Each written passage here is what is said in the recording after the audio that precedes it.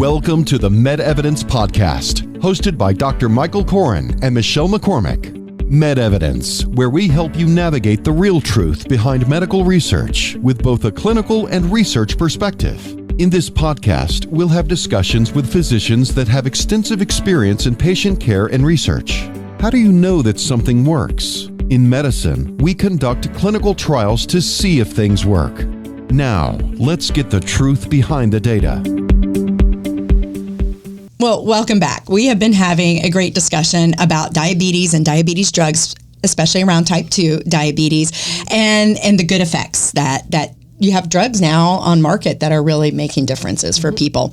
Okay, speaking of drugs and all the goings on with that, so many drug commercials, even focused at type 1, type 2 diabetes. And they talk about A1C and they have funky names and they sing jingles that get stuck in your head. Let's talk about that. You can blame us for that. Well, thank you, the trial people. Right, because we've shown that these new classes of drugs have remarkable effects. The SGLT2 inhibitors, as I said, actually prevent cardiovascular disease complications.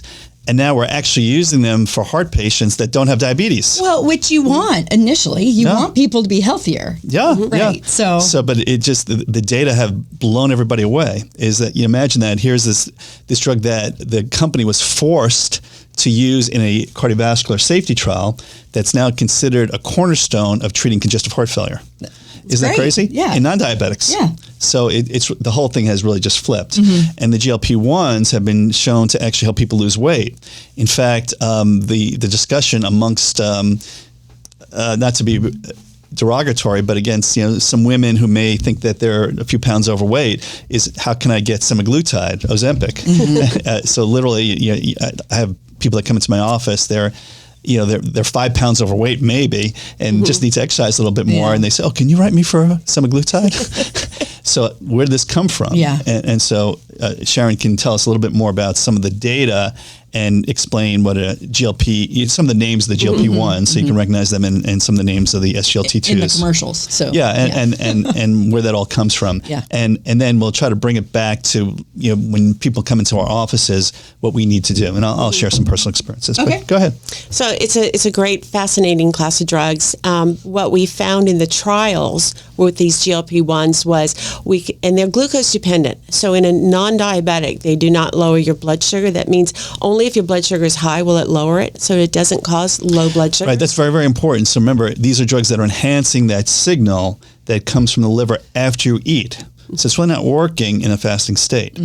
So it's a really, really cool mechanism. Which means that's where we replace a lot of the mealtime insulin that was causing so many lows with these GLP-1s. Exactly. A great combination with the basal insulin. But what we noticed in the trials was we could go up to a certain dose and it managed the blood sugar and the weight loss. But we could go higher in the doses for just weight loss, but did not get any better control in the blood sugars. So that's why you have this single drug semaglutide. So it's liraglutide on a daily basis, it's Ozempic on a once a week basis, and it's Wegovy at a higher dose just for weight loss. Wow. Yeah, semaglutide or semaglutide is Ozempic, just so people know. So we're using both the generic names and the trade names. The trade names are what you hear in the commercials. The generic names is what we talk about in research. And all in different dosages and different regimes. Yeah, so different names for different dosages, but the same drug. But it was interesting. Higher doses for weight loss worked, but the lower dose, it didn't have any effect on blood sugar. So we kept it lower for just the diabetes. Yeah. Does it just make you feel full? Feeling full is a big part of it. Okay. I mean, I tell patients, if you normally sit down and have a sandwich for lunch, cut it in half and wait 30 minutes and see if you're still hungry. Yeah, and in fairness, there's a lot of the drugs in this GLP-1 class. So Trulicity is an example of that. Victoza is an example of that. Bidurian. There's a bunch of them out there. Okay. So we're not favoring one company, just to be clear. No, it's a great class. Yeah, so they and there's new ones on the way that we have in trials. Yeah. So personally, I got exposed to semaglutide in the very early stages. So I've done a lot of personal investigation of that, but we've also worked with all these other manufacturers' products, to be clear. Okay.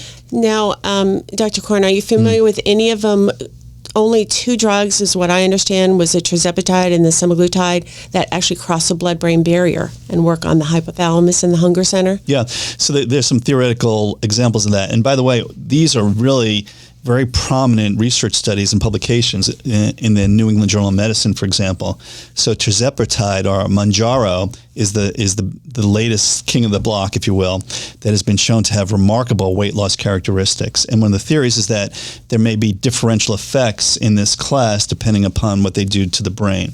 That's theoretical. Okay. I'm a clinical trial person, and I look at empirical evidence, which means that show me the studies. Mm-hmm. And so again, prospectively saying this is what we think the drug will do. And then if it does it, after you say that it did it prospectively, then you can trust that information. So tirzepatide, which we've worked with extensively at our research center, is now on the market under the name Mounjaro. And I think it's going to be very competitive with Ozempic, which I think was probably the leading drug in this concept of weight loss with diabetes cure. Okay. Mm-hmm. Mm-hmm. And again, these drugs are now approved for weight loss without diabetes. Mm-hmm. So interesting. Yeah. So you don't even, again, as I was joking about before, is that the endocrinologists are trying to take our drugs away from us. Well, and for people who don't like injections, we do have one oral drug in that class, Rybelsus, which is semaglutide in an oral form. And which isn't as effective, in fairness, as the injectables. Okay. But for some people are afraid of injectables. And then now where we're going with a new trial is exenatide, which is a GLP-1, is going to be in a small implant under your skin. And we've tried something like that similar in the past. So it'll be an implant, and it'll slowly release the medication over time. Yeah. So just to help everybody understand, the reason they're injectables is because these drugs are relatively complex molecules that would be digested if they just go through your GI tract in the standard way. And so they have to either be injected to get directly into the bloodstream, or you need to come up with some mechanism to protect the molecule from being digested. So Rybelsus has that system that protects the molecule from being digested. Okay. And in the trial, how long does that last before, how long is a person in a trial to know that it's going to be at one of those levels?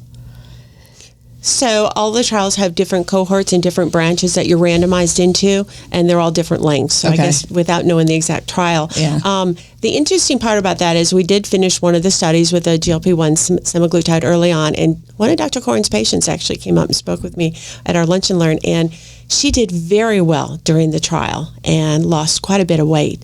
But when the trial ended and she didn't get the drug, I'm not sure the reason, she gained all the weight back. And so what our investigator at the time, who was doing an educational session, Dr. Barlucci, said, you have to combine the lifestyle changes with these medications. You have to be intentional on what you're eating or if you're exercising, because, we want these people to last and go on and do better with life. So it's I don't know. You need a holistic approach, yes. Yes. Well, and type Even 2 in the diabetes trials. doesn't go away, does it? It can just be managed? There are new talks about remission of type 2 diabetes. Verta Health and Indiana University has some data out where they have put them in remission, but they've been, and I'm not touting this at all, they've been on a very strict ketogenic diet, and they've been monitoring them with physicians and health coaches and nurses and holding their hand. I almost think you could take any diet, hold their hand like that, and work with them and get them.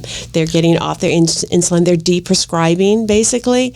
So we don't have long-term. We've got maybe 1 and 2 year studies on that. Yeah, if you have a very, very low-calorie diet over an extended period of time, you won't be diabetic for type 2. But who wants to live on 800 calories a day? No. That would be you would not be diabetic. Chicken breast and broccoli, you'll get rid of your diabetes. Right, exactly. Nothing else. Right, exactly. And you'll be miserable, but right. So there's always a trade-off and a balance here. But to the point Sharon made, which is an important point, is that the drugs can help people, but they could also be a crutch. So you have to be careful about that, is that you continue to be holistic, continue to do what you need to do in terms of diet and exercise while you're using the benefits of these medications. Okay. All right. Well, good. So that's the GLP-1 class. And the other class that has gotten a lot of attention, as we mentioned, is the SGLT2 class, which has a different mechanism. And Sharon mentioned that a little bit. It prevents the kidneys from reabsorbing glucose, so that you actually spill the glucose in the urine. So you're getting this glucose out of the system. And, there was some debates about whether or not that was a better mechanism or worse mechanism. And as mentioned, these drugs have remarkable effects in cardiac patients and are actually reducing heart failure readmissions in diabetics and non-diabetics, and actually prolong survival in some studies. So it's really a remarkable drug class. But like anything else, it's not without its side effects. So Sharon probably has a lot of experience with some of these patients that have to deal with those side effects. But just think about it. If you're putting all this glucose in the urine, what can happen? Well, it's a warm, dark environment down there, and infections do happen. I did have, when the drugs first came out, I had a sweet little lady came in and she said, I hate my doctor for this medication. I don't care what my blood sugar is. She goes, I sit in church all day just itching and I just can't stand it. So they do have to be careful with that. Uncircumcised men, I do have to tell them, you've got to clean your junk because the infections can, that's sugar down there in a very small area. So using the blow dryer after the shower, things like that really help keeping it, don't get sweaty, change your clothes, things like that. So it comes with some maintenance, but it is the sugar going out. Yeah. Yeah. Okay. And you wouldn't know that without the trial. Right. That's how we you got to learn about those type of side effects as well. Exactly. Yeah. And in some people, that's not insignificant. So in our next segment, we'll get into a little bit more of discussion about how you manage individual patients. But the other thing before we get there is this sort of theoretical concept is getting glucose out of your system actually helping people from a heart standpoint. And there's a big debate about it. Remember, the other thing that's part of this was it's the sodium glucose cotransporter. So some people think that this is also a way of getting sodium out of the system, which is also another thing that has been debated back and forth about treating congestive heart failure patients and cardiac patients in general. And certainly what we've learned over the years is that sodium restriction can result in lower blood pressure and less cardiovascular complications. So that may also be the mechanism of the way these drugs work. And also, it's the seeds for the next stage of clinical research, is that when we learn something that works, the logical next step is, okay, why does it work? And we can make it work even better once we really understand how it works. Because again, in this particular case, we had no idea when we started that this would be a positive class for heart patients. We just want to make sure they were safe for diabetics. Yeah. And so this is the interesting way that clinical research evolves over time. So, and we'll get into some of the currently enrolling clinical trials and what we anticipate coming out over the course of the next year or two. And that gets into this concept of how we can make it better for the next generation of people and how to avoid some of the side effects of this class. Thanks for watching the MedEvidence podcast. To watch the rest of this series, head over to medevidence.info or subscribe to our podcast on your favorite podcast platform.